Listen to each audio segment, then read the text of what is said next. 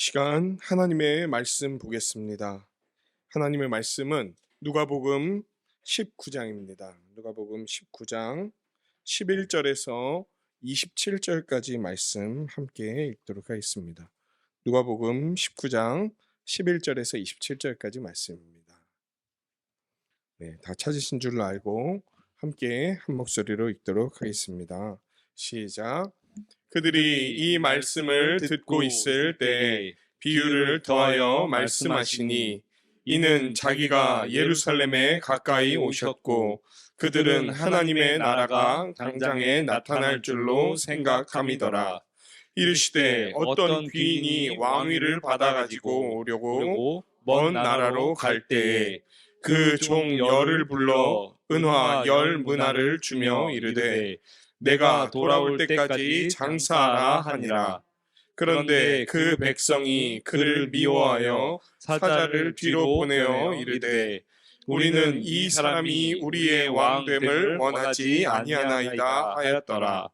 귀인이 왕위를 받아가지고 돌아와서 은화를 준 종들이 각각 어떻게 장사하였는지를 알고자 하여 그들을 부르니, 그 첫째가 나와 이르되 주인이여, 당신의 한 문화로 10문화를 남겼나이다. 주인이 이르되 잘하였다 착한 종이여, 내가 지극히 작은 것에 충성하였으니 10고을 권세를 차지하라 하고, 그 둘째가 와서 이르되 주인이여, 당신의 한 문화로 5문화를 만들었나이다.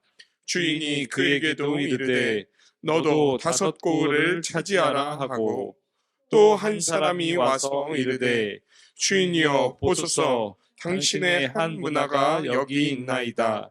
내가 수건으로 쌓아 두었나이다. 이는 당신이 엄한 사람인 것을 내가 무서워함이라.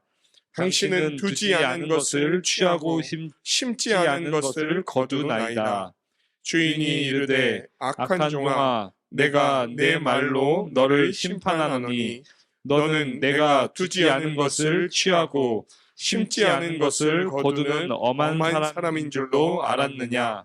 그러면 어찌하여 내 돈을 은행에 맡기지 아니하였느냐? 그리하였으면 내가 와서 그 이자와 함께 그 돈을 찾았으리라 하고, 곁에 섰는 자들에게 이르되 그 한 문화를 빼앗아 10문화 있는 자에게 주라 하니, 그들이 이르되 주여, 그에게 이미 10문화가 있나이다. 주인이 이르되 내가 너희에게 말하노니, 무릇 있는 자는 받겠고 없는 자는 그 있는 것도 빼앗기리라. 그리고 내가 왕됨을 원하지 아니하던 저 원수들을 이리로 끌어다가 내 앞에서 죽이라 하였느니라. 아멘. 아멘. 할렐루야. 우리는 진짜 오랜만에 누가복음의 말씀으로 돌아와서 함께 우리 주 예수 그리스도께서 우리에게 보여주시는 그 놀라운 구원의 역사를 함께 살펴보고자 합니다. 누가복음 돌아온 게 거의 한 2달 만인 것 같아요. 한 2달간 기도에 대한 본문을 갖고 이렇게 주기도문에 대한 내용을 나누었는데, 다시 누가복음으로 돌아와서 예수님이 전하시는 그 놀라운 구원 역사, 그리고 그것이 우리와 어떤 상관이 있는지에 대해서 함께 말씀을 통해 살펴보는 귀한 시간이 되기를 소망합니다. 누가복음 9장에서부터 지금까지 어떤 내용이 쭉 이어지고 있냐면요, 이제 예수님이 갈릴리 지역을 떠나셔서 예루살렘으로 가시는 여정에 올랐습니다. 그 예루살렘으로 가시는 여정 가운데에서 예수님 자신을 믿고 따르는 제자들의 삶, 그 제자의 도가 어떤 것인지에 대해서 예수님은 자세히 알려주세요. 너희가 나를 믿느냐? 너희가 나를 왕으로 여기냐? 그렇다면 너희는 이런 자들이며 이런 삶을 살아가게 될 것이고 이런 삶을 살아야 한다라는 것에 대해서 알려주시는 내용으로 가득 차 있습니다. 거의 이제 예루살렘 다 들어왔어요. 왜냐하면은 예루살렘의 초입인 여리고라는 곳을 이미 예수님이 지난번에 이제 지나가시면서 일어난 한 사건에 대해서 이야기를 했기 때문입니다.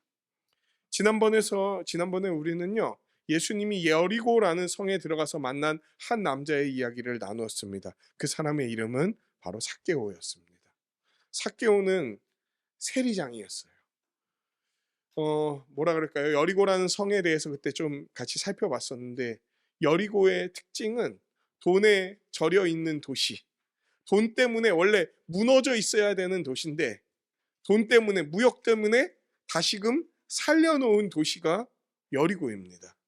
그리고 그 여리고 안에서도 속된 말로 돈에 환장한 자, 돈에 미쳐갖고 그 나라와 민족을 팔아먹은 자, 자신의 어떤 가족까지도 다 내팽겨쳐 놓은 자, 그 자가 바로 삭개오였던 거예요. 그러니까 돈 때문에 완전히 눈이 돌아간 사람이었죠. 그런데 그런 삭개오, 완전 다른 사람들에게 죄인 중에 죄인, 상죄인이라고 낙인 찍혔던 그 삭개오를 예수님이 찾아가시는 거예요. 누가 먼저 예수님을 찾았습니까? 삭개오도 예수님을 보고 싶었지만 예수님을 볼 수가 없었어요. 그런데 그런 삭개오에게 예수님이 먼저 찾아가셔서 직접 삭개오가 가르쳐 준 적도 없는 그 삭개오의 이름을 예수님이 직접 불러주시면서 내려오라고 말씀하세요. 그리고 내가 너희 집에 머물겠다고 하십니다. 삭개오는 신이 나서 예수님을 모시고 자신의 집으로 들어갑니다. 그 후에 함께 식사를 합니다. 가족과 같은 식사를 하죠. 그리고 나서 그 자리에서 일어서서 공적으로 자신이 살아왔던 모든 삶을 후회하고 회개하면서 돌이키겠다, 배상하겠다고 선언을 하는 거예요. 그러자 예수님이 뭐라고 말씀하시죠? 오늘날 구원이 이 집에 이르렀으니 삭개오가 이제부터 아브라함의 자손이다, 이런 이야기를 하세요. 다른 말로 하나님이 아브라함에게 약속하신 그 하나님 나라를 유업으로 상속받을 자, 하나님 나라를 들어간 자로 삭개오가 여김을 받게 되었다라는 엄청난 선언을 하고 계시는 거예요. 그렇습니다. 이 세상의 특징은 여리고와 다름이 없어요. 여리고 같은 이 세상을 살아가는 우리에게 예수님이 말씀으로 찾아오셨어요. 그리고 우리를 불러주셨어요. 한결아, 내가 너를 만나기 원한다. 내가 너의 집에 들어가길 원한다. 내가 너와 함께 거하기를 원한다. 그런데 그 거룩하신 예수께서 우리와 함께 거하려면 어떻게 해야 됩니까? 우리가 이전의 삶으로부터 결별해야 되는 일들이 있어야 되는 거예요. 그리고 날마다 그분을 모시고 살아가는 삶 자체가 그 모든 부정함과 날마다 결별하는 삶이어야 되는 거예요.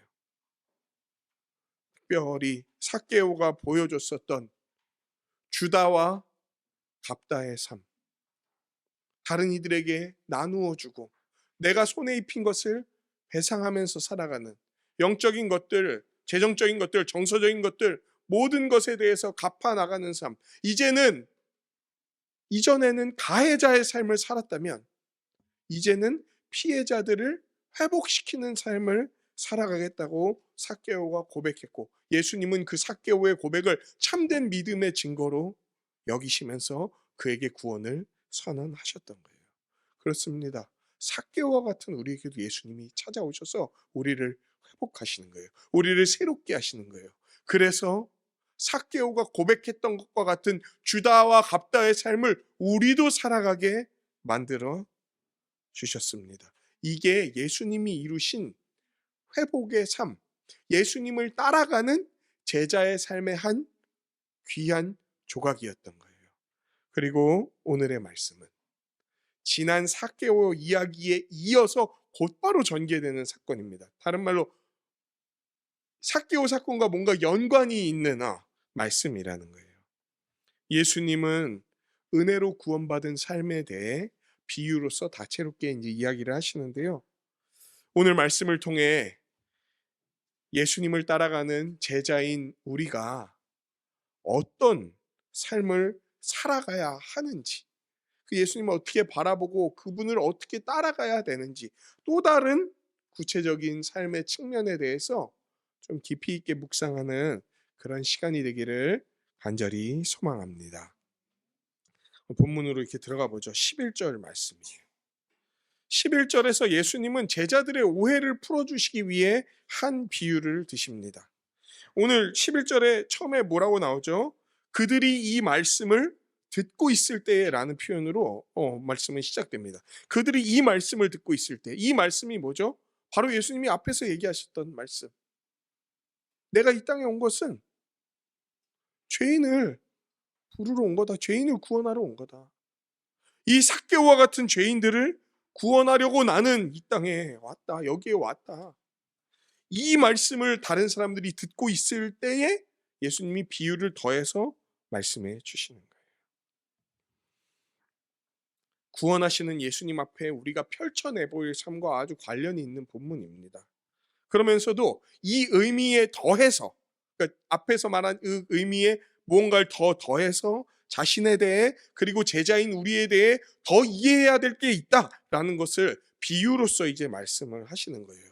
왜냐하면 예수님으로 말미암아 구원을 받아 하나님 나라의 백성이 되어서 살아가는 삶에 대해 제자들이 뭔가 오해를 하고 있었던 것이 있었기 때문이에요. 어떤 오해였죠? 그들은 하나님의 나라가 당장에 나타날 줄로 생각합니다. 제자들은 오해를 갖고 있었어요. 지금 예수님이 막 잃어버린 사람들을 부르시고 또 예루살렘으로 이렇게 가까이 오시는 그런 것을 제자들이 봤습니다. 그리고 생각했어요. 야, 예수님이 일으키시는 이 내용이 진짜 메시아가 맞다. 그리고 메시아이신 예수께서 이제 본격적으로 예루살렘이란 도시로 들어가게 되면 많은 사람들이 예수를 환영하고 맞이할 거고, 예수님은 이제 예루살렘에서 다윗 가문의 한 자손으로서 뭐가 돼서 왕이 되어서 그 즉시 하나님 나라를 완성하시고 이제 모든 적대국들, 유대인들을 적대하던 모든 나라, 특히 대표적으로 로마를 쳐부수고 온 세상을 정복하겠구나. 예수님이 들어가시기만 하면 인정받을 거고, 이제 예수님을 따라가던 모든 제자들도 예수님과 함께 더불어 다 인정받고 예수님의 오른편, 왼편, 앞편, 뒤편, 뭐 북동쪽, 서북쪽 다 여러 곳에 위치하면서 좋은 자리, 높은 자리에 올라서 떵떵거리면서 이제 예수님과 함께 행복한 삶을 살 수 있겠구나라는 오해를 가지고 있었어요. 다른 성경에 보면요, 제자들이 어떻게까지 오해를 갖고 있냐면 그 형제가 있습니다. 야고보와 요한이라는 형제가 있는데 그 형제가 어머니를 모시고 옵니다. 어머니를 모시고 와서 예수님께 들여보내면서 어머니를 통해 청탁하는 거예요. 저희를 예수님의 양 옆에 앉게 해주십시오. 그러자 제자들이 그 얘기를 듣는 즉시 도끼 눈을 뜨면서 싫어합니다. 왜? 아유, 누가 저렇게 저급한 청탁을 해가 아니에요. 네가 사는 그 집이 내 집이어야 돼라고 얘기하는 거예요. 저 자리가 내 자리여야 되는데 왜 니들이 탐을 내냐 이거예요. 예수님에 대한 오해가, 예수님이 분명히 왕이요 하나님이 보내신 분이라고 생각하면서도 한편으로는 예수님에 대한 대단한 오해가 있었던 거예요. 사실 예수님은요 이미 이전부터 제자들이 이런 오해를 가질 것을 아시고는 그 오해에 대해서 불식시키기 위해 여러 가지 말씀들을 해주셨습니다. 내가 예루살렘으로 갈 거다. 근데 예루살렘으로 가는 이유가 뭔 줄 아냐? 예루살렘에 가서 내가 어떤 일을 겪게 될 줄 아냐? 내가 어떤 대우를 받게 될 줄 아냐에 대해서 여러 차례 말씀하셨어요. 예수님은 이미 뭐라고 말씀하셨습니까? 내가 예루살렘을 향해서 나아가는 그 길은 죽으러 가는 거야. 나는 거기에 죽으러 가는 거야. 완전한 희생으로, 사망으로 너희를 위한 그 길을 갈 거야. 그리고 거기 가서도 많은 이들은 나를 배척할 거고, 나를 멀리할 거고, 나를 공격할 거고, 나를 해치려고 할 거야. 그래서 나는 죽을 거야. 이미 제자들에게 그런 이야기를 하셨어요. 베드로가 그거 듣고 어떻게 했습니까? 예수님을 붙들고 항변하죠. 어떻게 당신이 그런 얘기를 할 수 있냐? 이미 예수님이 얘기를 하셨던 거예요. 그런데도 제자들은 여전히 어떤 오해들을 갖고 있었고, 들어가기만 하면 예수님이 왕 돼서 하나님 나라가 완성될 거다, 이런 오해들을 갖고 있었던 겁니다. 그러나 예수님은 오늘 본문을 통해서 이런 오해를 불식시키기를 원하세요. 특히 비유를 통해서 예수님이 어떤 분이시고, 그 예수님을 믿으면서 사는 삶이 어떤 것이고, 언제 하나님 나라가 완성되느냐에 대한 이야기들을 이제 다시금 해주실 겁니다. 하나님 나라에 대해, 그리고 예수님에 대해 풍성한 또 다른 이해가 생기는 그런 귀한 시간 되기를 소망합니다. 12절부터 14절까지 말씀입니다. 어떤 귀한 사람이 있었어요. 아마도 그는 왕세자 혹은 이미 왕이지만 공적인 지위의 확정이 어떤 필요한 한 사람이었던 것 같아요. 그래서 그는 왕으로서의 공적인 지위를 받아가지고 오려고 먼 나라로 이제 떠나가려고 합니다. 근데 떠나가기 전에 자기 아래에 있던 종 10명을 이렇게 부릅니다. 그리고 불러서 어떻게 하냐면 각각 한 문화씩을 이렇게 주면서 내가 돌아올 때까지 너희들 장사해라 라고 이야기를 하시는 거예요. 여기서 한 문화는요, 돈의 단위입니다. 한 문화는 100드라크마예요. 그 문화는 뭐고 드라크마는 뭐지? 한 드라크마는, 아까 한 문화가 100드라크마라 그랬죠? 한 드라크마는 다른 화폐 가치로, 동일한 화폐 가치로 한 데나리온과 동일한 게 한 드라크마입니다. 그럼 또 데나리온은 또 뭐야? 한 데나리온은요, 당시 노동자의 1일 품삯이에요. 그러니까 한 문화는 당시 노동자의 한 100일의 품삯, 다른 말로 한 4달치 월급 정도를 생각하시면 됩니다. 그 한 문화씩을 이렇게 종들이 받아서 장사를 해야 했어요. 그런데 왕이 이제 왕위를 받아갖고 오려고 먼 나라로 떠나가잖아요. 떠나갔는데 그 즉시 또 다른 어떤 백성들이 나타나서는 그 왕이 왕위를 받으러 떠난 그 먼 나라에 따로 사신을 보냅니다. 사자를 보내갖고 뭐라고 이야기하냐면, 이 사람이 우리의 왕이 되는 것을 우리는 반대합니다 라고 이야기를 하는 거예요. 즉, 이 사람이 우리의 왕이 되지 않도록 조치를 취하고 있는 거예요. 이 사람이 우리의 왕이 돼서는 안 된다. 우리는 이 사람을 왕으로 받아들일 수 없다. 나는 이 사람이 왕인 게 싫다. 이런 일이 지금 두 갈래의 일이 이렇게 펼쳐지고 있는 거예요. 하나는 왕이 종들을 불러서 장사하라고 하면서 종잣돈을 맡긴 상황. 또 하나는 그 떠나는 왕을 반대하는 백성들이 이분이 왕이 되지 못하도록 방해를 하는 상황. 여러분, 왕이 될 그 사람은요, 왕위를 확실하게 드러내면서 돌아올 때까지 어떤 곳으로 떠났죠? 먼 나라로 떠났습니다. 먼 나라에 갔다 오려면은 뭐가 필요할까요?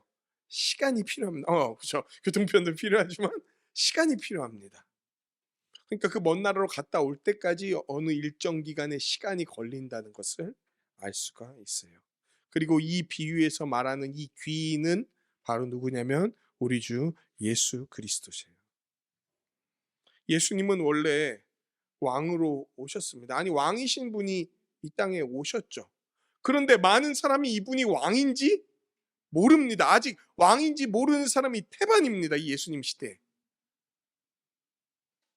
그러나 예수님은 모든 사람에게 왕으로 드러날 시간이 오실 거예요. 예수님이 모든 사람에게 왕으로 드러날 시간이 오실 거예요. 그런데 예수님이 예루살렘으로 들어가시자마자 왕으로서 확 드러나게 되지는 않을 거라는 거예요. 예수님이 모든 사람이 봤을 때 이분 왕이 맞다라고 고백할 그 시간까지는, 예루살렘에서 들어갈 때부터 그때까지는 시간이 좀 걸릴 것이라는 것을 이 비유를 통해 알려주시는 거예요. 아직 뭐가 남아있죠? 십자가 사건도 남아있고, 부활도 하셔야 되고, 승천도 하셔야 되고, 다시 오셔야 되는 거예요. 그때까지의 기간이 남아있다는 거예요. 근데 제자들은 몰랐어요. 그냥 예수님이 예루살렘에 들어가기만 하면 하나님 나라 끝난다, 완성된다, 이렇게 생각을 하고 있었던 거예요. 그래서 비유를 통해 알려주시는 거예요. 아니야, 기간이 걸릴 거야. 그런데 그 기간 동안 아무 일도 없는 게 아니라 왕이 종들을 불러서 한 문화씩을 나눠주며 장사를 해야 하듯이 너희도 내가 주는 어떤 것을 받아서 남는 일들을 해야 할 거야. 열매 맺는 일들을 해야 할 거야 라는 것을 비유를 통해 말씀해 주시는 거예요. 그렇습니다. 예수님은요, 우리의 스승이시자 우리의 왕이세요. 즉 우리가 믿고 그분을 보면서 따라가야 할 분이시자 우리에게 엄정한 명령을 내리시고 그 명령에 순종해야 할 왕이라는 것을 우리는 늘 기억하면서 그분을 바라봐야 됩니다. 우리는 왕이신 예수님 다시 오실 때까지, 그분이 다시 오셔서 왕으로서 모든 사람에게 다 드러나실 그날까지 예수님이 주신 모든 것을 잘 사용하면서 예수님이 알려주신 뜻을 잘 이루어 가야 할 명령을 왕이신 예수님께 받은 거예요. 여러분, 예수님 재림할 때까지 그냥 탱자탱자 먹고 살고 이런 게 아닙니다. 그분이 주신 명령을 수행해야 될 의무가 종인 우리에게 있는 거예요. 그런데 예수님의 왕되심을 반대하는 많은 사람들이 있었습니다. 그들은 예수님이 이스라엘의 왕이요 하나님 나라의 왕이라는 사실을 부인했습니다. 특히 당시에 예수님을 둘러싼 유대 땅에 그런 사람들이 많았죠. 왜 예수님을 반대했죠? 예수님 반대하는 사람들은 왜 예수님 반대했을까요? 예수님 막 기적도 일으키셨잖아요. 놀라운 일들을 보여주셨잖아요. 그런데도 왜 예수님이 메시아라는 사실, 그리스도라는 사실을 부인했습니까? 요새 넷플릭스에 유행하는 나는 신이다? 라는 어떤 다큐멘터리에 나온 것처럼 예수님이 이단으로 보여서 반대했던 겁니까? 예수님은 그들과 달랐죠. 그들과 달리 추잡한 열매들을 맺지 않았고 거룩한 열매들을 맺어가셨고 오직 하나님만이 하실 수 있는 일들도 이뤘어요. 그런데 왜 그들은 안 받아들였습니까? 그 이유는 자신들이 생각하고 자신들의 기준에서 자신들의 욕구를 충족시키고 채워주시는 왕이 아니었기 때문에 그래요. 성경에 나와 있는 메시아의 모습을 드러내지 않았기 때문이 아니라 자기들이 생각하는 왕의 모습을 보여주지 않았기 때문에 그래요. 그리고 더 나아가서 자기들을 인정해주지 않았기 때문에 그래요. 자기들 보고 자꾸 죄인이라 그런 걸 싫어했습니다. 나는 의로운 자요, 나는 다른 사람보다 더 나은 자인데 왜 자꾸 나보고 죄인이라 그러는 거예요? 왜 자꾸 나보고 부족한 자, 연약한 자, 아니 악한 자라고까지 얘기를 하는 거야? 나는 그런 자가 아닌데 지금 당장 나를 인정해서 나를 받아주고 나를 당신의 최선방에 세워서 당신의 친위대로 삼고 대우해주고 더 잘되게 함으로 나를 나아가게 해야 되는데, 그리고 내가 원하는 바들을 다 들어줘야 되는데 왜 그렇게 안 해주는 거야? 그런 걸 보건대 당신은 메시아가 그리스도가 아니야, 이 얘기를 하고 있는 거예요. 여러분, 앞에 나왔던 이야기와 연결된다 그랬죠. 예수님이 삭개오를 나무에서 불러서 내려오게 하시고 그의 집으로 가겠다고 하셨을 때 사람들의 반응이 어땠습니까? 수군거렸다고 나와요. 이상하게 여기고 싫어했어요. 사실 그 사건 말고도 그 앞에 사건들에서도 죄인들과 만나는 예수님을 대단히 경멸하고 꺼려하고 자기들이 인정받지 못하는 것에 대해서 죽이겠다고 마음먹고 이런 일들이 계속 있었단 말이에요. 자신들을 의롭다고 여기지 않아주고 죄인들을 받으시는 예수님을 미워했습니다. 그리고 이들은 예수님의 왕되심을 거부하는 것을 넘어서서 이제 예수님을 십자가에 죽이겠다고, 사실 십자가에 죽이겠다는 것까지는 아직 생각 못했지만 예수를 죽이겠다고 결심을 했던 거예요. 그런 걸 이제 예수님이 비유로 쫙 들어주시는 거예요. 15절부터 19절까지 말씀입니다. 이제 왕위를 받아온 왕이 드디어 왕위를 받아서 왔습니다. 그리고 그 왕이 종들을 싹 불러서 종들과 셈을 하기 시작합니다. 자, 너네 내가 나눠준 그 한 문화를 갖고 어떻게 장사했는지 한번 보자. 첫째 종이 나왔습니다. 뭐라고 얘기합니까? 왕이여, 당신이 나누어준 그 한 문화로 10문화를 남겼습니다. 10배의 수익을 거뒀습니다. 그저 왕이 뭐라 그럽니까? 착한 종이여, 착한 종이여, 내가 지극히 작은 것에 충성하였기에 10고을 권세를 차지하라 라고 얘기하시는 거예요. 여러분, 10배 남겨서 착한 종이 됐습니까? 몇 배 남겨야 착한 종입니까? 여기서 그럼 100배 남기면 착한 종 뭐 이런 겁니까? 그런 게 아니라 왕의 명령을 귀중하고 소중하게 여기며 받아들여서 그것을 수행했기 때문에 이 칭찬을 받은 거예요. 두 번째 종이 나옵니다.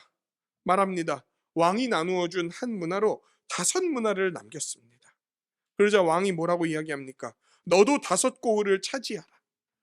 10배 안 남겨서 착한 종 얘기를 못 들었습니까? 이거는 저거 같은 거예요, 여러분. 상장 받을 때 첫 번째 사람은 다 읽어주죠. 두 번째 사람부터는 뭡니까? 이하동문 이런 거예요.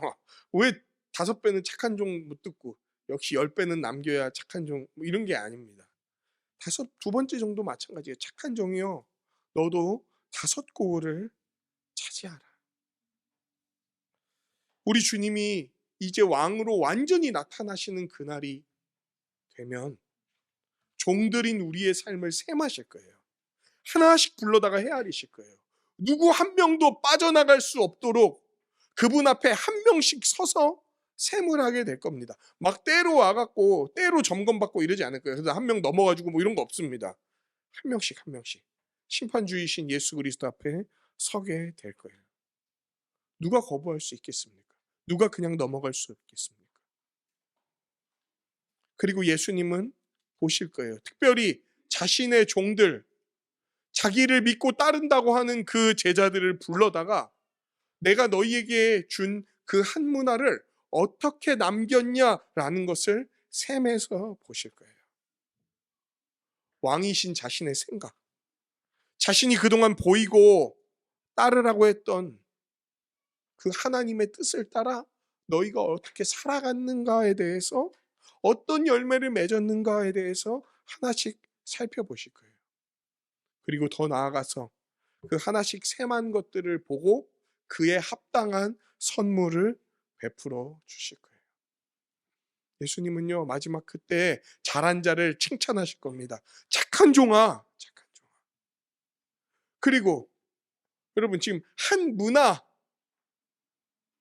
받아서 10문화 남겼잖아요. 그 대단하죠. 10배를 남겼으니까. 그런데 그 10배로 남긴 거를 선물로 주는 게 아니라 뭘 선물로 주시는 줄 아세요? 10고을을 줍니다.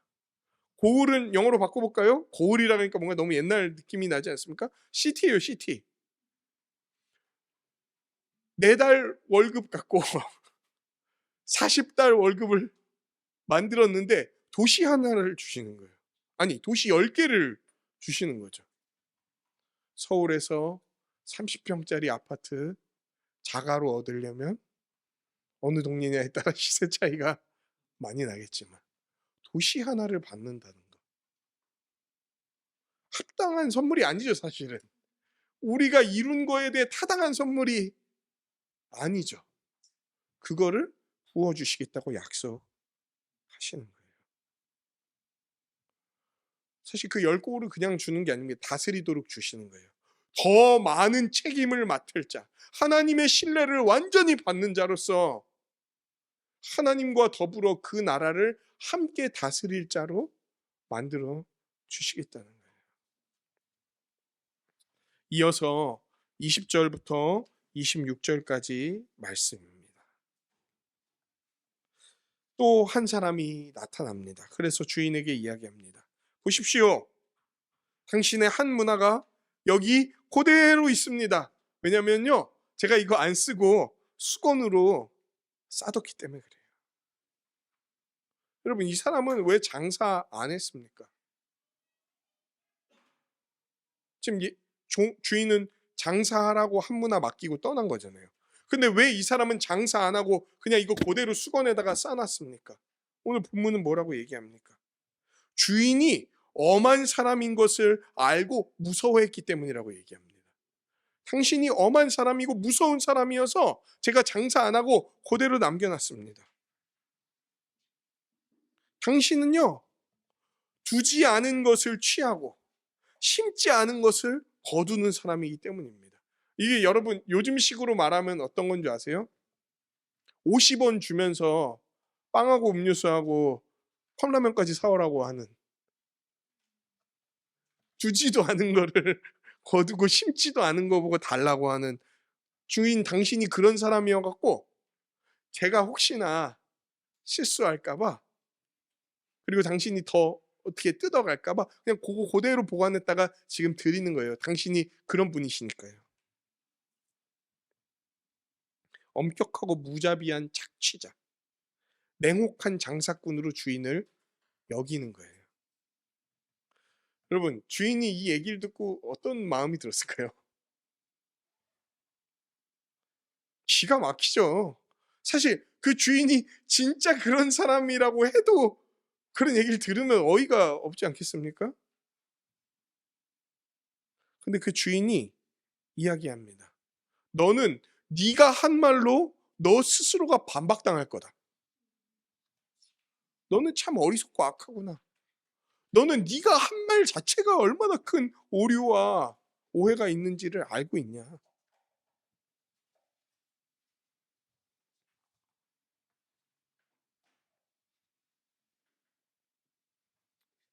주인은 그의 참 어리석음을 이렇게 꾸짖은 거죠. 내가 만약에 주지 않은 것을 취하고 심지 않은 것을 거두는 사람이라면 너는 왜 내 돈을 그럼 은행에다 맡기지 않았냐? 그랬으면 내가 함부로 뜯어가는 나라도 네가 이자라도 바칠 거지 않겠냐? 원금만 회수해 갈 뿐만이 아니라 그래도 은행에 넣어놨으면 뭔가 이자가 붙지 않습니까? 그럼 이자라도 네가 바칠 거 아니냐? 근데 너는 그렇게 하지도 않았어. 여러분, 그게 아니어도 이 왕이 악한 왕이 아니라는 건 이미 앞에 두 종을 통해서 증명이 된 거예요. 악한 왕이었으면 그가 10문화 남긴 거에 대해서 10고을씩이나 5고을씩이나 그런 대우를 하겠냐는 거예요. 첫째 종, 둘째 종 모두의 소득을 다 빼앗고 대우도 없이 냉혹하게 대했겠죠. 그 왕이 악한 왕이라면. 그러나 왕은 그러지 않았습니다. 세 번째 종은 왕에 대한 무지, 그리고 고집스러운 자기 생각에 갇혀갖고 왕을 오해했고, 왕을 오해하는 것은 곧바로 왜곡된 판단을 낳았다는 거예요. 왕을 오해하니 왕이 맡긴 거에 대해서 제대로 사용하지도 못할 뿐만 아니라 왕의 명예를 완전히 모욕하는 그런 일을 저질렀단 말이에요. 왕이 말합니다. 그가 가지고 있던 것을 빼앗아 첫 번째 종에게 줘라. 첫 번째 종에게 세 번째 종이 갖고 있던 한 문화가 옮겨졌습니다. 그리고 세 번째 종은 모든 것을 다 잃어버렸던 거예요. 사실 그 한 문화는 여러분 있잖아요. 첫 번째 종의 소유로 다시 준 게 아니에요. 또 다른 장사를 할 그 뭐라 그래요? 종잣돈을 첫 번째 종에게 준 겁니다. 즉 무엇입니까? 내 일을 너에게 또 맡기겠다는 거예요. 사실 그게 훨씬 좋은 겁니다. 왜 그런 줄 아세요? 한 문화를 그냥 소득으로 받으면 한 문화만 받는 거잖아요. 근데 이 사람이 한 문화를 받아서 또 장사를 해서 10문화를 남기게 되면 뭘 받게 됩니까? 10고을을 받게 되는 거예요. 그러나 가만히 둔 자는 그 가만히 뒀던 것마저 다 빼앗기게 되는 일이 벌어졌습니다. 이 비슷한 비유가 마태복음에 나와요. 약간 다릅니다. 왜냐면 거기에서는 왕이 맡긴 그냥 왕이 아니죠. 거기선 장사꾼인데 장사꾼이 자기 종들에게 맡긴 돈의 단위가 다 다르고 뭐 이런 것들이 차이가 있어요. 뭐냐면 비슷한 주제를 다루지만 강조하는 바가 두 비유가 다르기 때문에 그래요. 근데 이 비유를 통해서 이야기하는 것. 그리고 두 비유에 공통되게 들어가는 것은 모든 걸 다 잃어버릴 거라는 거예요. 그대로 두면. 마태복음에서는 슬피 울며 이를 갈리라는 표현이 나와요. 그거는 시편 같은 데에서 보면 음부에 들어간 자들, 즉 하데스라 그러죠. 헬라어로. 지옥에 들어간 자들이 쓰는 표현이에요. 신실하지 못한 종은 악한 종으로 취급받으나 신실하게 주인에게 받은 명을 수행했던 종은 상과 더불어 왕이 주는 또 다른 위대한 책임을 맡게 되는 일이 벌어진다는 거예요. 여러분, 종이잖아요. 지금 말하고 있는 대상이 종입니다. 세 번째 종입니다. 그리고 종은 아까 누구와 관련이 있는 사람이라고 했습니까? 예수님과 관련이 있는 사람이라는 거예요. 예수님과 관련이 있는 신앙 공동체의 사람이라는 거예요. 스스로 제자라고 부르는 사람이라는 거예요. 그런데 예수님에 대해 제대로 반응하지 못하는 자들이 있다는 겁니다.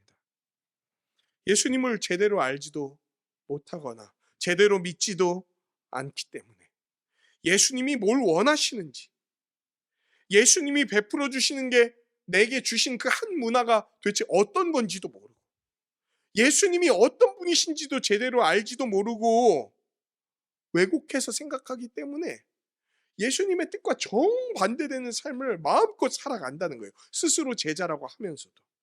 교회 안에 이런 사람들이 있습니다, 여러분. 예수님을 믿는다고 말해요. 어떤 신앙생활의 구색은 갖췄습니다. 그러나 실제로 예수님이 어떤 분인지 잘 모르고 자기 마음대로 생각하고 내가 믿기 편한 방식대로, 어떤 가사, 찬양 가사에 나오는 건데 내가 믿기 편한 방식으로 나를 위한 예수님을 만들어내고 이런 표현이 나와요. 내가 원하는 예수, 내가 바라는 예수를 만들어내고 이게 예수다, 내가 믿는 자다라고 생각하면서 예수님과 정반대되는 삶, 하나님을 사랑하고 이웃을 사랑하는 그 삶과 정반대되는, 예수 믿는다고 하면서 자기 사랑에 절여져 갖고 그 삶이 살아가는 그런 자들, 이들은 예수님의 왕되심을 거부했던 백성과 다른 부류로서 신앙 공동체 안에 속하여 있기는 하지만 그럼에도 예수님께 참된 반응을 나타내지는 않았다는 거예요. 그리고 예수님은 다시 오시는 그때에 그들을 뭐라고 부를 거냐면 악한 종이라고 부르시겠다고 하는 거예요. 악한 종은 뭡니까? 받아들여지지 않을 자라는 거예요.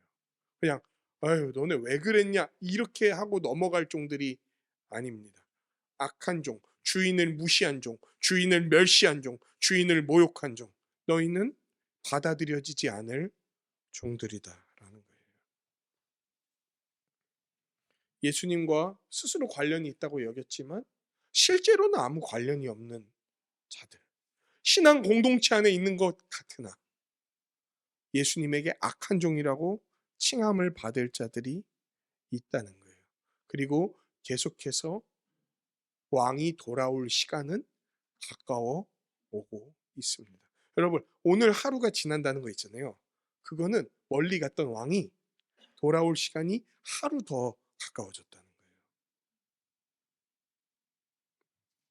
그들에게 심판의 날이 하루 더 가까워져 가는 거예요.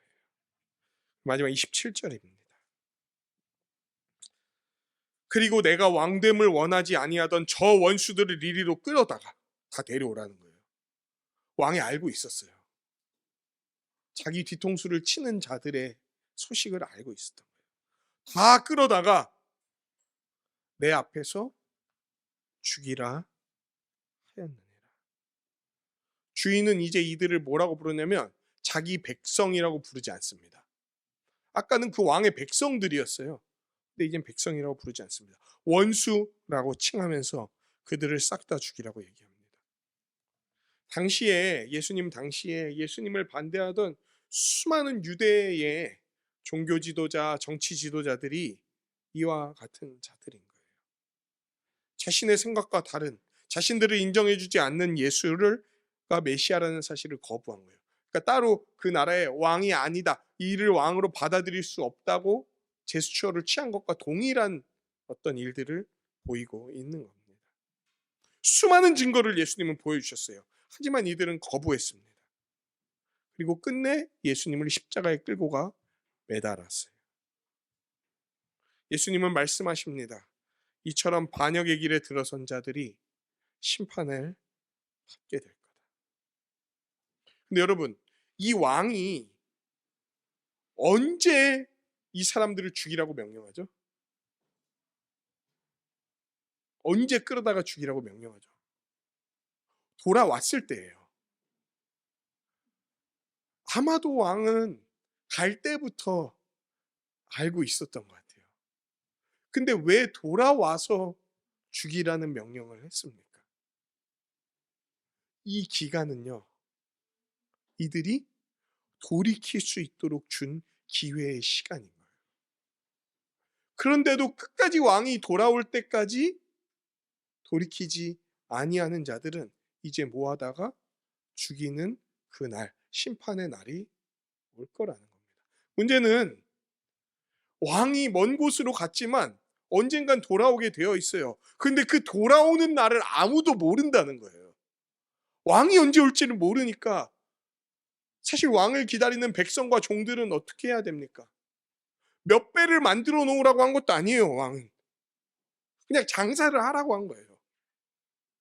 그러니까 그 왕의 백성들, 왕을 처음에 반대했던 자들은 속히 종된 마음으로 그분에게 돌아와야 됐고, 종들은 그 왕이 나누어준 문화를 갖고 열심히 장사를 해야 됐어요. 여러분, 예수님 앞에서 중립적인 입장은 존재하지 않습니다. 그분 편이냐 아니냐밖에 없는 거예요.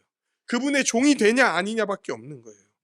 그분을 모시는 자, 그분을 받아들이는 자는 구원의 은혜를 경험할 거지만, 그분을 끝까지 거절하는 자에게는 영벌의 저주가 다가올 거라는 거예요. 묵상과 적용입니다. 왕이신 예수님은요, 그분의 종인 우리에게 한 문화씨를 주시면서 장사하라고 명하셨어요. 예수님은 우리에게 한 문화씩을 주셨습니다. 지금은 어떤 시대입니까? 지금은 귀인이 멀리 갔다 왕위를 가지고 오고 계시는 시대입니다. 본문에서 예수님이 예루살렘 입성을 앞두고 계셨잖아요. 그리고 많은 사람들이 곧바로 예수님이 왕이 돼서 모든 나라를 정복하고 하나님 나라 완성할 거라고 생각했는데, 예수님은 그렇지 않다는 것을 우리에게 알려주시며 기간이 있다, 이 기간을 잘 선용하라고 말씀하십니다. 그리고 예수님은 이런 우리에게 자신의 문화를 나누어 주시고 내가 올 때까지 장사를 하라고 얘기하시는 거예요. 우리 주님이 부활 승천하셨죠. 그리고 이제 하나 남았습니다. 다시 오시는 그날, 재림하시는 그날, 그날까지의 남은 시간을 우리는 주님이 주신 문화를 잘 불리고 벌어들이는 삶을 살아야 되는 거예요. 여러분, 방치하면 안 됩니다. 이 문화를 그냥 수건에 싸두어서는 안 됩니다. 사실 여러분, 그 하나의 어떤 뭐라 그럴까요? 귀한 것을 보관하는 여러 방식이 있어요. 그 중에 사실 제일 안전한 방식이 뭔지 아십니까? 당시 유대에 있었던 가장 안전한 보관 방식은요, 땅에다 묻는 겁니다. 근데 수건에 싸두었다는 건 뭔지 아세요? 그냥 대충 감싸갖고 어디다 처박아 놨다는 거예요. 왕이 준 그 문화를 대충 그냥 감싸서 처박아 두고 시간을 허비하는 그런 일들을 악한 종, 패역한 종은 했다는 겁니다. 그러나 신실한 종은 어떻게 합니까? 준 하나의 그 문화를 언제 도착할지 모르는 왕을 기다리면서 치열하게 살아간 거예요. 치열하게 살아간 거예요. 자신이 불릴 수 있는 최대한으로 불리면서 살아갔던 거예요. 그렇다면 우리는 또 다른 질문이 들 수밖에 없습니다. 그럼 예수님이 주신 문화는 도대체 무엇인가? 그리고 왜 마태복음에서는 뭐 10가지 달란트, 5가지 달란트 이렇게 차등을 둬서 표현을 했는데 왜 누가복음에서는 한 문화라고 이야기를 한 걸까? 예수님은 모든 신자에게 자신의 것을 나눠 주십니다. 자신의 모든 것을 나누어 주십니다. 함께 성경을 읽도록 하겠습니다. 고린도전서 1장 30절 말씀입니다. 고린도전서 1장 30절 말씀 같이 한 목소리로 읽도록 하겠습니다. 시작. 너희는 하나님으로부터 나서 그리스도 예수 안에 있고 예수는 하나님으로부터 나와서 우리에게 지혜와 의로움과 거룩함과 구원함이 있으니. 아멘. 예수님은 우리의 모든 것이에요. 모든 것이세요. 예수님 자신의 모든 것을 우리에게 부어 주셨습니다. 예수님으로부터 나올 수 있는 모든 것을 우리에게 허락해 주셨어요. 그러므로 예수님이 주신 문화는 우리가 지금 예수님을 믿고 나서부터 갖고 있는 모든 것을 이야기하는 거예요. 뭐 어떤 학자들은 이게 은사다, 뭐 아니면 환경이다, 뭐 재정이다, 뭐 다 다르게 얘기하지만 사실은 이 문화는 그 모든 것의 총합입니다. 예수님이 우리에게 주신 모든 거라는 거예요. 우리에게 주신 건강, 우리에게 주신 시간, 우리에게 주신 재정, 우리에게 주신 은사, 그리고 우리에게 예수 믿고 나서 생기고 발달하게 하신 성품, 경향, 그 모든 것이 다 예수님이 우리에게 주신 문화인 거예요. 그럼 여러분, 예수님이 주신 모든 것이 우리에게 다 동일하게 나타날까요? 정말 다양하게 나타날 거예요. 은사 측면에서만 봐도 로마서 12장에서는 한 몸 많은 지체라고 얘기하는 것처럼 정말 우리에게 다양한 방식으로 나타날 거예요. 우리는 가진 재산도 다릅니다. 갖고 있는 성격도 다릅니다. 갖고 있는 시간도 다르고요. 환경도 다릅니다. 은사도 다릅니다. 그런데 왜 한 문화라고 이야기를 할까요?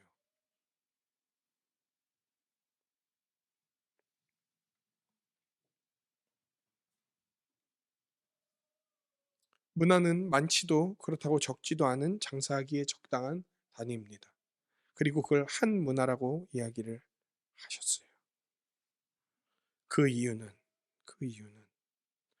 우리에게 주어진 모든 것을 타인과 비교하면서 생각할 필요가 없다는 것을 알려주시기 위해 하나의 문화로 표현을 하신 거예요.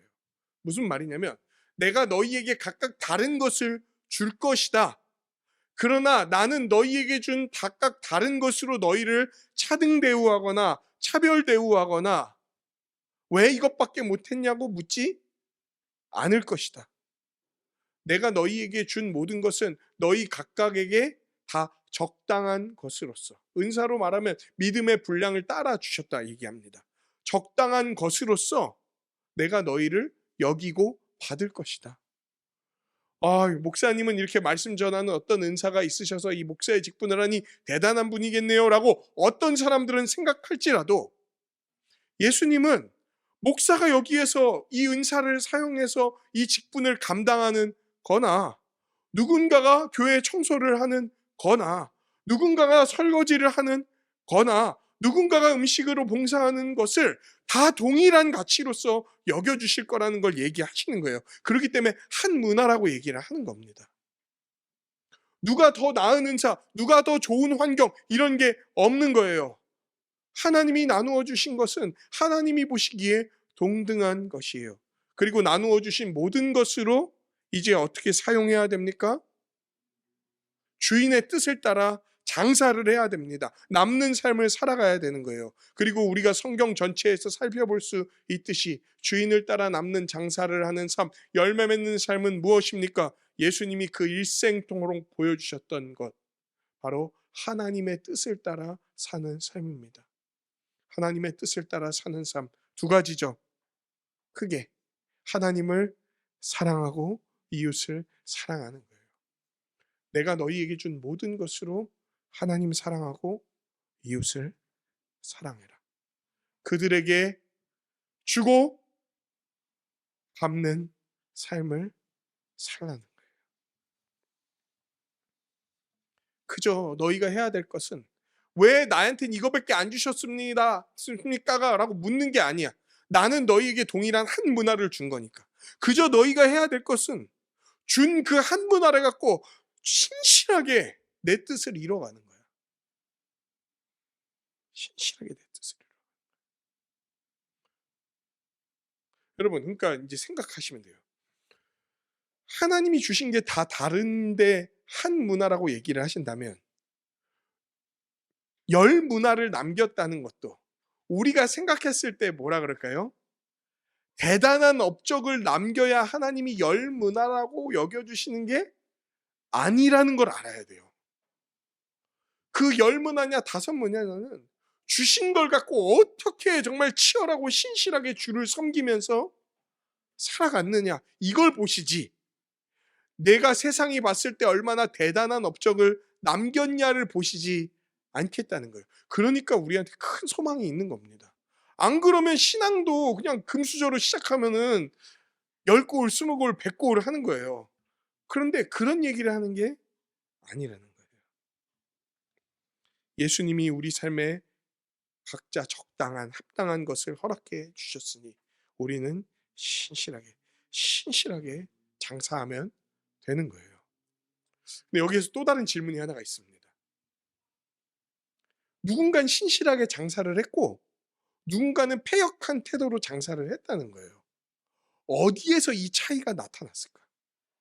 왜 누구는 신실하게 장사하고 누구는 허랑방탕하게 그 시간을 보냈을까? 그 차이가 어디서 나오는 줄 아십니까? 왕에 대한 인식. 왕을 누구로 생각하느냐. 왕을 어떤 분이라고 실제로 믿느냐가 이 사람이 신실하게 사느냐 패역한 자로 사느냐를 가늠하는 그 원인이 됐다는 거예요. 본문은 주인에 대한 인식이 장사에 뛰어든 태도에 반영된다는 사실을 보여줍니다. 셋째 종은 한 문화 그대로 놔뒀죠. 왜? 주인이 악하다고 생각했으니까.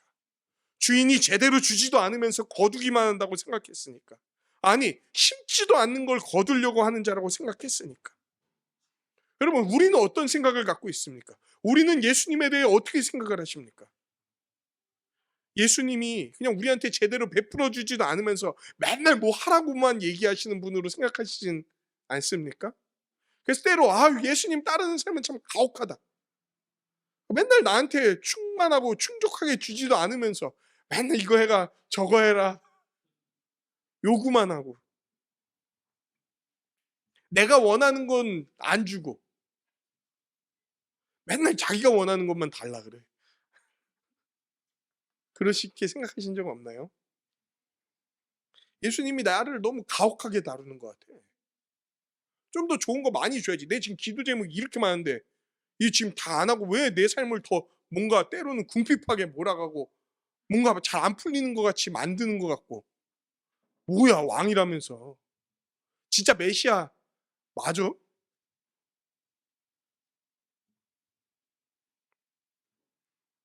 그분의 선하심, 그분의 죽음, 그분의 십자가를 바라보질 못하면 완전히 핀트에서 어긋난 이런 헛소리를 우리가 생각하고 할 수 있다는 거예요. 여러분, 사실 진짜 십자가만 제대로 생각하고 바라보면요, 예수가 나한테 베풀어 준 게 뭐야? 도대체 왜 나를 이렇게 만들어라고 입 뻥끗도 할 수가 없습니다. 그분이 이미 십자가에서 이루어 주신 것 자체가 너무나 어마어마한 것이기 때문에 사실 하나님이 하나도 안 베풀어 주셔도 전혀 상관없는데 십자가를 이루어 주신 거잖아요, 예수님이. 그런데 십자가 이루어 주시고 나서도 사실 아무것도 안 해주셔도 돼요. 그냥 우리가 망하게 두셔도 괜찮아요. 왜? 십자가에서 이루신 모든 것 때문에 영생을 받는 거니까. 그런데도 내 뜻 뭐 하나 제대로 지금 안 되고 있다고, 안 풀리고 있다고, 하나님 어디 있냐고, 하나님 뭐냐고, 예수님 뭐냐고 원망하고 미워하고, 그 원망하는 마음 안쪽에는 뭐가 있냐면은 미워하는 마음이 있어요. 그 미워하는 마음의 근본에는 어떤 마음이 있는 줄 아십니까? 당신은 나의 왕이 되어서는 안 된다는 생각이 있는 거예요. 교회 안에 속해 있을지라도, 신앙 공동체 안에 있을지라도 그 사람은 전혀 다른 문화를 만들어낼 수가 없습니다. 오직 예수님을 바르게 알고 믿는 자만이 남는 장사를 할 수 있는 거예요. 예수님이 도대체 어떤 분이신지, 예수님이 이 땅에 오셔서 이루신 일이 어떤 것인지, 부활 승천하셔서 지금 이루시고 있는 일이 어떤 일인지, 그리고 마지막 때에 다시 오셔서 이루실 일이 어떤 일인지, 그분이 어떤 성품을 지니신 분이신지, 그분이 어떤 목적으로 이 일들을 행하고 계시는지 제대로만 안다면 예수님이 우리에게 원하시는 그 열매를 마음껏 맺을 수 있을 텐데,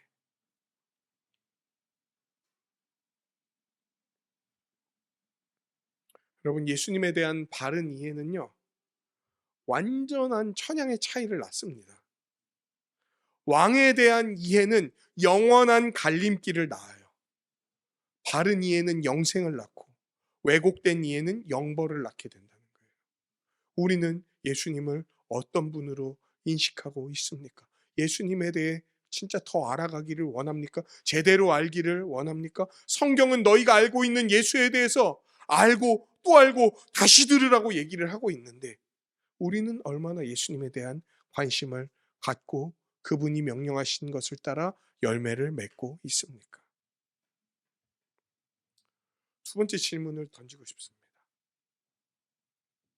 예수님은 신실하게 장사를 하라고 우리한테 명령하셨죠. 이 명령 잘 지키고 계십니까? 여러분, 이 명령 어떻게 잘 지키고 계십니까? 태어났을 때부터 이 명령 수행하면서 살아오신 분. 예수님 믿기 전에 우리의 존재에 대해서 한번 생각해 봤으면 좋겠어요. 오늘 본문에서 사실 그 우리의 전 존재, 예수 믿기 전의 존재에 대해서 설명을 하는 구절이 있어요. 뭔지 아십니까? 예수님의 왕되심을 부인하던 자들입니다. 자기만의 기준으로 예수님을 재단하고 평가하고 생각하고 그리고 반대해 버리던 게 우리였어요.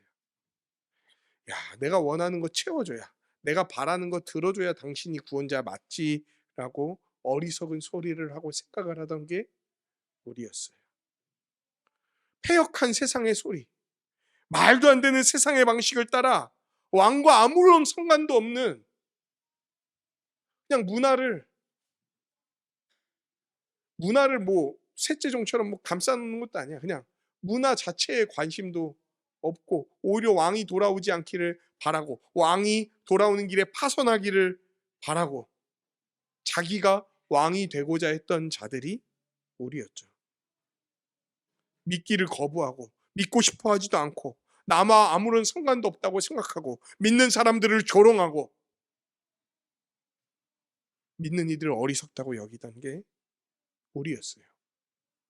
당시 예수님을 반대하던 유대인들의 사고가 이랬습니다. 맞아요. 이들과 함께 왕이 오실 때 영원한 죽음을 맞아야 될 자들이 바로 우리인 거예요. 그렇다면 여러분, 지금은 어떻습니까? 지금은 어떻습니까? 자, 지금은 정말 우리가 한번 시원하게 얘기해 볼 수 있으면 얼마나 좋을까요? 저는 신실한 종입니다. 막 여러분 따라해 보십시오. 3번 따라해 보십시오. 신실한 종입니다. 시작하면 막 신실한 종입니다. 이렇게 말하고 싶어요. 그런데 정직하게 우리의 삶을 이렇게 돌이켜보면 신실할 때가 더 많나요? 불충할 때가 더 많나요? 네. 저와 같이 솔직하신 분 같아요. 제가 어제 설교 이렇게 본문 보고 쓰면서 얼마나 마음에 걸렸는지 몰라요. 저는 막 기도 부탁을 합니다. 신실하고 충성된 목사가 되게 해달라고. 그래서 내 나름대로 그렇게 살아가는 것 같다고 생각을 해. 근데 어제 이 설교를 하면서 제가 제 삶을 한번 일주일을 진짜 면밀하게 내가 살펴봤어요. 얼마나 낭비하는 시간이 많고 얼마나 주뜻대로 살아가지 않는 삶의 조각들이 많은지. 불의한 종을 뭐 멀리서 찾을 것도 없어. 이 방 안에서 주님이 주신 한 문화를 수건도 아니야 그냥 걸레 같은 거에다 둘둘 싸갖고 처박아둔 게 저였더라고요.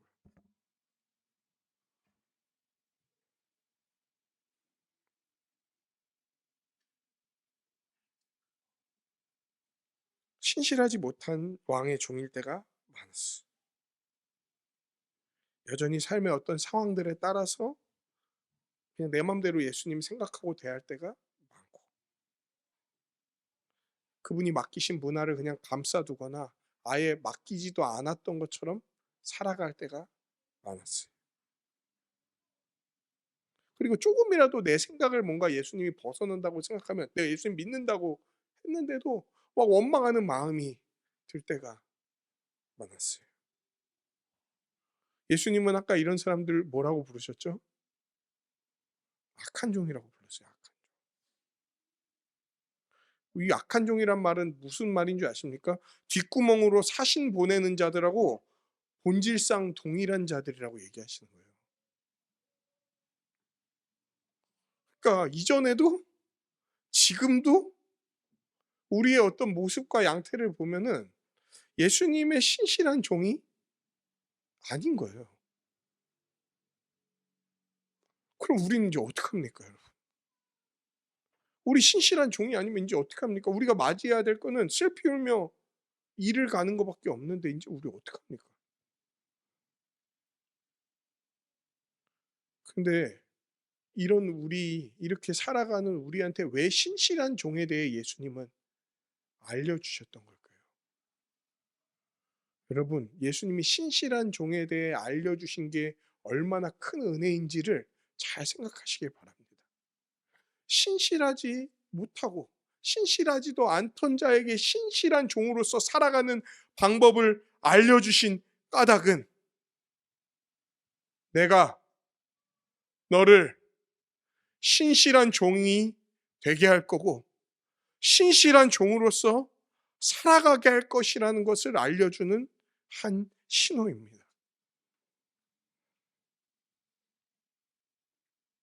왕이신 그분이 왜 왕위를 받아갖고 와야 될까요? 그거는 상황 자체가 그분이 지금 완전히 모든 사람들에게 왕으로 보이지 않는 상황이라는 걸 전제하는 설명입니다. 지금 예수님에 대해서 이렇게 생각하면 혹은 이 땅에 오신 예수님을 생각했을 때 야, 저게 진짜 온 세상을 만든 창조주요 구원자라고 생각할 수 없을 삶을 그분은 사셨어요. 태어났을 때부터 어디서 태어났습니까? 박혁것에도 막 멋진 알에서 태어났는데 아니 마구간에서 태어났어. 막 동물 침 질질 묻어 있고 막 거기다가 그래도 그렇게 태어났으면 좀 깨끗한 물로 씻어다가 왕궁에 이렇게 쓱 갖다 넣으면은 모세처럼 이렇게 쏙 받아줘 갖고 왕자로 길러주든지 뭐 그것도 아니에요. 예수님 어디서 자라셨죠? 저 이방 사람들과 섞여 살던 갈릴리의 그 가난한 동네 나사렛에서 아버지 그냥 온몸을 써서 일해야 되는 목수. 근데 그 예수님 옛 어린 시절을 이렇게 묘사한 성경의 표현을 하면 가난했대. 아니 어떻게 그런 분을 보고 왕이라고 생각을 하겠습니까? 거기다 그분의 최후라도 좀 멋있어야 되는 거 아닙니까? 딱 금보좌에 앉아서 이렇게 딱 있다가 조용히 잠들듯이 죽으면 좀 왕 같잖아요. 다 빨개벗겨져 갖고 여러분 예수님 십자가에 달렸을 때요. 그 홍포를 둘렀다 뭐 이렇게 있잖아요. 그게 무슨 막 멋지게 무슨 재단해 갖고 제대로 뭐 앙드레김 드레스 같이 입혀서 돌아가신 게 아니에요. 그분 다 발가벗겨져 있는 거예요. 그 성화에 나오면 막 그래도 가릴 건 가려지고 이렇게 됐잖아요. 그거는 성화예요, 그냥. 다 발가벗겨진 채로 사람들에게 그 수치와 모멸을 느끼면서 죽은 거예요. 그런 분을 어떻게 왕으로 생각할 수 있겠습니까? 그냥 종 중에 상종의 모습이죠. 근데 예수님이 왕이신 그분이 우리를 신실한 종으로 역임받게 하시고 신실한 종으로 살아가게 하시기 위해서 자신이 종의 모습을 입고 이 땅 가운데 오셨다는 거예요. 빌립보서 2장 5절에서 8절 말씀입니다. 우리 함께 앞에 보면서 같이 읽도록 하겠습니다. 빌립보서 2장 5절에서 8절 말씀입니다. 시작. 너희 안에 이 마음을 품으라.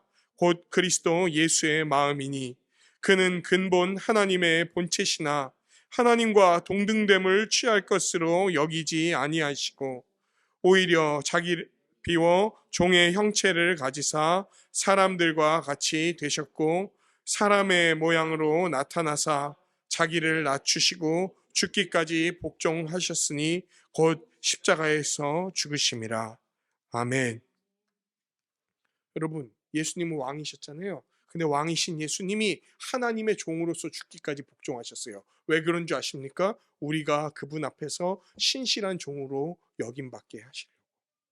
우리가 그분의 뜻을 다 수행한 신실한 종, 착한 종으로 하나님 앞에, 예수님 앞에 서게 하시려고 그분이 종의 형태를 갖고 오셔서 이 땅에서 우리가 종으로서 수행해야 될 모든 것들, 하나님의 법을 다 지키셨단 말이에요. 그리고 우리를 자기 안에 두사, 너 내 뜻을 다 지킨 착한 종 맞다 라고 불러주시는 거예요. 너 내 뜻을 지킨 착한 종 맞다. 그리고 더 나아가서 그분의 죽음으로 죄의 노예였던 우리를 해방시키시고 그 모든 악한 사슬을 다 끊어버리시고 자유로운 종, 사랑받는 종이 되게 하셔서 이제는 신실하신 종의 모습을 지녔던 자기 안에 두사 우리 또한 신실한 종으로서 살아갈 수 있는 지혜와 능력과 의로움과 구원을 우리에게 허락해 주셨다는 거예요. 네, 맞아요. 지금 이 얘기를 하는 게 우리가 죄를 하나도 짓지 않는다는 얘기가 아닙니다. 우리가 불충한 모습을 보이지 않는다는 얘기도 아니에요. 그런데 예수께서 신실한 종으로서 십자가에 달려 죽으심으로 우리의 신실하지 못함을 그분이 대신 다 담당하시고 우리가 받아야 될, 신실하지 못함으로 받아야 될 형벌을 다 받으셔서 이제 하나님 앞에 설 때에는 뭐만 남게 하셨냐면 신실한 종의 지위와 우리가 예수 그리스도 안에서 그분을 의지하여 이루었던 신실한 삶의 증거들만 하나님 앞에, 예수님 앞에 남겨두게 하셨다는 거예요. 왜 죄가 없겠습니까? 예수 믿기 전부터, 예수 믿고 나서도 우리의 죄가 있지만 그 예수께서 그 모든 걸 다 담당해 주셔서 이제 우리 앞에 남은 것은 신실한 지위와 신실한 삶의 증거들만 남게 하셨다는 거예요. 그리고 우리의 삶을 그때부터 헤아리시는 거예요. 너 좋은 것들을 많이 남겼구나. 너 착하고 충성된 종이구나. 너 열 문화를 남겼구나. 사실 까먹은 거는 몇 문화인지 셀 수도 없어요. 문화로도 얘기하면 돼. 그 달란트로 얘기해야 돼. 막 5만 문화 뭐 이런 것들. 그런데 그거는 예수님이 다 담당해 주셨잖아요. 그리고 우리에게 그 문화들을 맺게 하신 거예요.